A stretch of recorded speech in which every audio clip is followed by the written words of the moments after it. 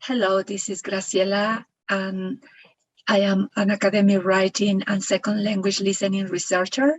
And today I will be sharing a little bit of some knowledge in terms of academic writing and the writing processes. In general, the talk is organized as follows. First, we will talk about the writing processes, followed by some strategies that can be used in the pre-stage of the writing, such as planning, raising awareness of different types of knowledge that are related to the academic writing, free writing, brainstorming, using graphic organizers, and setting goals. So I would like to start saying what is the writing process or writing processes. The writing process is a process that doesn't occur in a sequential or linear way. It's a dynamic process that involves different processes and different stages, such as, for example, in the pre-writing, we might plan, and we have the drafting stage or the drafting process, the revising and editing. And afterwards, it might be possible that when you are writing a research paper, for example, you will publish that paper. So in the academic writing, these processes are involved, and these processes are not occurring in an equal way in each of us as writers. They might occur in a different way, and they might be repeated or iteratively used as needed, because you may write something and then come back to revise it, or then edit it and come back to read it and change some aspects as well. So there is not a single recipe that can be used in an equal way in each of you as writers. So this is in general the the writing processes. When we are writing, it's very important to use different strategies. The strategies can help us to be more effective when we are writing. One of these strategies that we can use in the pre-stage of the writing of a draft is planning. And planning is a crucial strategy because the planning helps you be focused on the theme and helps you be guided on what you will be doing during the whole process of the writing or the accomplishment of a specific academic text. And while you are planning, you can use different type of questions to know what you will be doing. For example, what is the type of text that you will be writing? Whether it is a research paper or whether it is a thesis, for example. When you will be writing, for example, the section of the introduction, it would be in a month, in 2 months, in 3 months, or who will be reading that academic text? It is a text that will be read by the professor, or is a text that will be published and be reviewed by some specific reviewers in a specific journal, where you will be publishing or sending or submitting this academic text. It would be an assignment for a specific class, or it would be a text that will be published in an international journal or in a journal in your own country. Why are you writing this academic text? What is the purpose? What is the reason? Is it to fulfill a goal? Is it to persuade people? Is it to instruct or to inform? Please try to reflect on these type of questions and how you are going to write this academic text. What are the type of strategies that you will need? What are the processes that are involved in the whole writing process or in the whole journey as a writer of an academic text? All these questions will be useful for you and will try to guide you or to be used as a guide during the whole writing journey. It's important to consider the knowledge of different aspects or different topics, such as the knowledge of the text. Are you going to write a thesis? Are you going to write an article, a research paper? Or are you going to write an abstract for a conference presentation? Or are you writing a research paper for an international journal? So you should know what is the type of text that you are writing, because based on the type of academic text that you are writing, there would be a specific structure that you might use. For example, in the case of the research papers, you can use the typical structure of the empirical studies, such as the one that includes an introduction, the methods, the results, and the discussion, followed by some limitations, conclusions, and suggestions. Or if you are writing an essay, there would be the typical structure as well, such as the 5-paragraph essay, in which you can include an introduction, some body paragraphs, and the conclusion.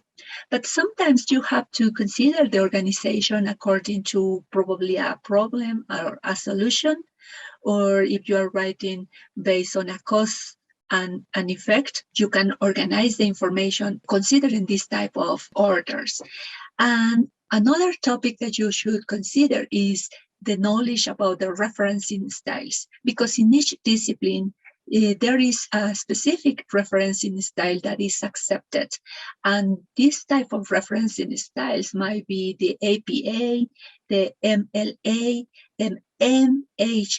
MHRA, or other. The Vancouver, Chicago, Harvard, or Oxford. Check in the discipline where you are immersed. Check with the journal where you are planning to submit what is the specific referencing style, so that you know what it implies and what are the conventions that this specific community is expecting in your writing. Also consider the purpose of the writing. Are you writing to persuade people? Are you writing to inform people? Are you writing to narrate a story or to narrate an event? Are you writing to argue a specific issue that you identify in the topic that you are investigating or in the field that you are conducting the research? Try to consider all these type of knowledge, because they are very useful before embarking on the writing process and to have a more effective product at the end. And remember that writing is an ability that can be learned, and it will be learned step by step in a gradual way. And practice is very, very important, because with practice, you will develop your academic writing skills and you will develop as a writer simultaneously. Try to be informed. Try to consult different books about academic writing, how to write a thesis, how to write a research paper, how to write an essay. Consult not just the books, such as the books by Swells and Fig 2009. There are many other books, of course. This is just one example. But you should also consult this type of materials that we are creating for you and that are totally free. These materials are about academic writing, and it provides you with some useful strategies or tips or suggestions or comments. All these will help you be more effective as a writer and try to produce a more effective or accurate academic text. Consider the audience. Who is the audience that you are writing? Is just one reader, or is it just one person who will be reading your academic text, such as a professor? Or it would be many people or different reviewers in a specific journal? Or it would be a person in a school, at a school, or in a journal in your own country or in an international country? Try to find out a little bit more about which are their interests, what are the expectations that they have on your topic or on you as a writer, how much information they may know about the topic, and try to know or be aware that there would be the academic community that will be reading your text, but also there will be others that are from the general audience or people who are from a different discipline that will be interested in reading your paper. So try to be aware of this audience.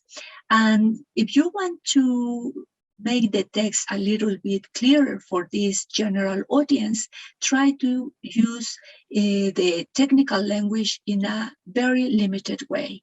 Well, not very limited way, but in a way that you use instead of technical language, simple words, words that can be understood for this general audience. Try to visualize your audience. And all this information will help you manage or decide the tone that you are using in your writing, the formality that it might be implying in your writing, or also decide on what to include or what to omit in this writing that you are doing. Try to consider how the information will be used. If it's, for example, to replicate a study, try to write the methods and procedures in a very good way. If the information or the text that you are writing is to show the results of something, try to describe the evidence, the facts in a good way, and review or try to preview the reaction of the audience or the reaction of the readers about your text. Because when you are reading a text, sometimes it might be that you are not totally convinced about the arguments or the ideas that the writer expressed in this text. So try to play the role of these readers and try to guess in which sections there is some dubious ideas or some information that is not so convincing, and try to diminish this negative reaction. And to diminish the negative reaction, what you can do is try to document yourself a little bit more on the topic and try to be informed. Try to read text about the topic that you are investigating. This will help you reduce the negative reaction of readers. And there are some strategies that you can use before writing the draft. One of these strategies is free writing. And free writing is a non-stop writing strategy or a quick writing strategy, which is establishing a period of time that might go from 5 to 10 minutes. And the aim is to generate information or ideas about the topic that you are investigating. And then you will read those ideas and try to identify which are of interest for you as a researcher or on the topic that you are more interested. And stop the writing or the free writing when the set time is finished. No worries about grammar or about punctuation or about spelling, because we are not focused on the quality of the ideas that you are writing. We are focused on the generation of ideas, and then there will be time to revise or to change or to modify the information. This strategy is useful for you when you are a little bit anxious or stressed because your ideas are not flowing easily or your creativity as a writer is not as good as expected. So this free writing is one of these strategies that you might use, and it will help you to unblock a little bit all these blocks that you have in your brain when trying to create or to write some of your thoughts in prose. This is an example that I created about free writing, and it's just for illustration purposes here. And it's about how to start writing about academic writing. I established a 5 to 10 minutes period of time. And what I did, it was just I started writing all what came to my mind in a free way without stopping and without worrying about spelling, punctuation, or grammar, or the coherence or cohesion of ideas that I wrote. It was just to generate ideas. And then I will be reading these and try to select or identify the ideas that might be of more interest for my research topic. Another strategy that you can use before the writing of a draft is brainstorming.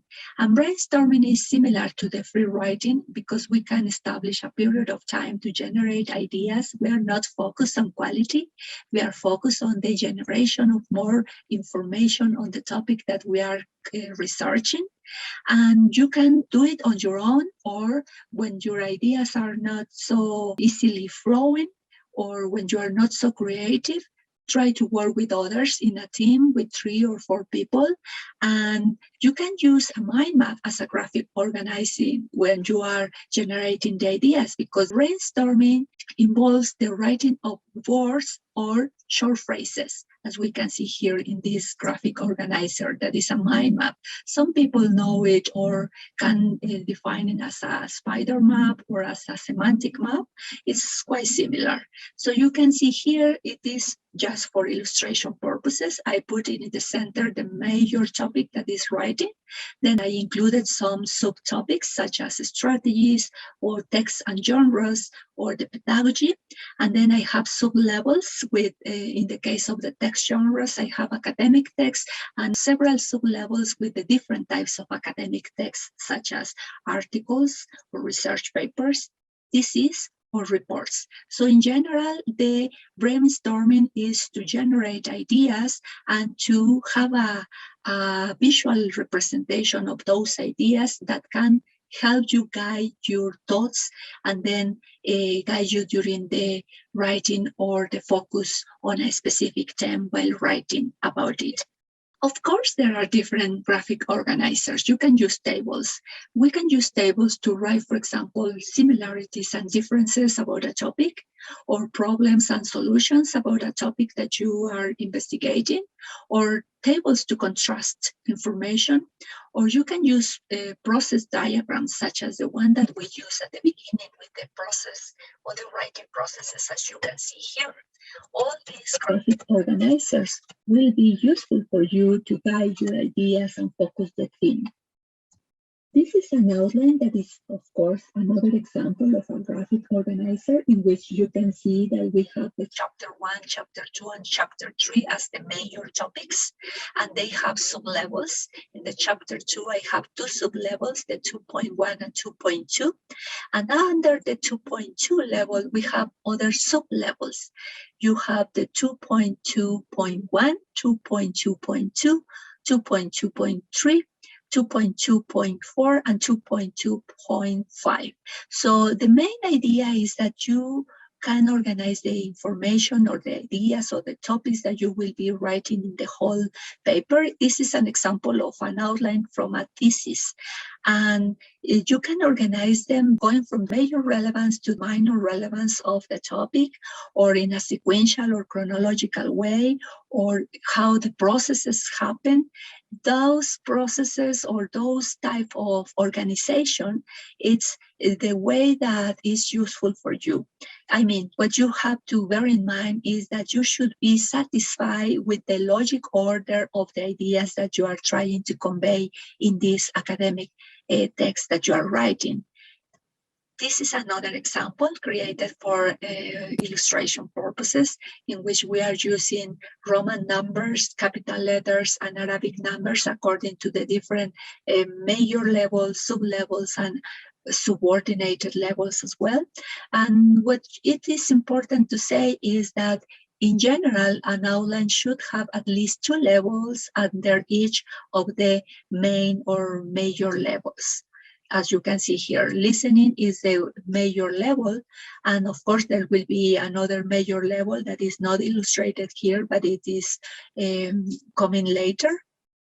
And we have two levels in the A and B capital letters, and two levels in the 1 and 2 Arabic numbers. So this will help you guide your ideas while writing. Another strategy that you can use before going to the writing of a draft is the establishment of a goal and a deadline. Because sometimes if we don't establish a goal or a deadline, we may tend to procrastinate and we will not accomplish or achieve the goals that we have to achieve in a specific time. So this is just an example of the calendar that I have in Google. And I just go into the Google and select the date in which I tried or I planned that I would have to finish the draft about the writing processes. And then I put it there. This is also useful for you because you are not going to have all this information or worries in your memory or in your mind. Your mind should be more focused on the construction or the generation of ideas while writing or in the writing process, because writing is a process that involves a lot of mental effort. So try to deliver some of those types of worries that you have in a different format, such as in this, use this strategy. So in general, those strategies or tips that we have been talking about are suggestions and strategies that you can use previous to the writing of a draft. So you can use them. And as I said at the beginning, this is not a recipe. This is not a prescription. You should use what is useful for you or what it best works for you, and try to use them as find them more effective. Drafting is the next talk that I will be trying to share with you in the following video. So if you found useful the information, the strategies, all what we have shared through this video, please give thumbs up to the topic, to the channel, to this video, and share it with other colleagues, professors, students, with people who might be interested in this academic writing topic, or that you think that it might be useful for them. Please share it with them, because based on these likes or subscriptions or the comments that I receive, I will feel a little bit more motivated or encouraged to continue designing materials for you. Remember that they are totally free, and that I really hope that they are helping you in your development as a writer and the development of the academic writing skills that you need at this academic context, such as at the university. If you want to know a little bit more about me, please go to my website. There is a link here at the bottom of this slide, and you will see what else I can do for you. Thank you very much for listening, and I hope to see you in the next video that is about drafting. Thank you very much.